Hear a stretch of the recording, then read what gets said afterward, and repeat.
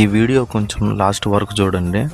2047 కల్లా మన హిందూ దేశాన్ని ఆక్రమించాలంటే ఆడపిల్ల మాత్రమే లక్ష్యం. ఎందుకంటే ఆడపిల్లకు మాత్రమే వంశాన్ని పెంచే శక్తి ఉంటుంది. ఇలా చేస్తే హిందువులు తగ్గించవచ్చు. అలాగే హిందూ దేశాన్ని ఇస్లాం దేశంగా మార్చేదానికి ఇది ఒక దారి. ఒకటి, వాళ్ళు మనల్ని ఆక్రమించాలంటే ఒకటి భూమి, రెండు స్త్రీ. ఆల్రెడీ భూమిని ఆక్రమించేస్తున్నారు. ఇంకా వాళ్ళ టార్గెట్ మన ఆడవాళ్ళే. ఇప్పటికే చాలామంది గుడికి వెళ్ళాలంటే వాళ్ళ పర్మిషన్ తీసుకునే స్థితికి వచ్చింది. నెక్స్ట్ టార్గెట్ అమ్మాయిలే.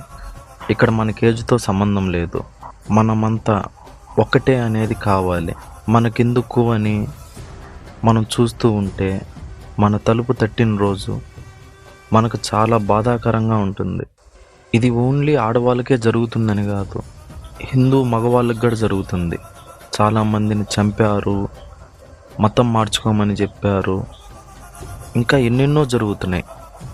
అందుకే అందరూ సెక్యులర్ అనే పదాన్ని వదిలేయండి, హిందువుగా బతకండి. జై హింద్, జై శ్రీరామ్.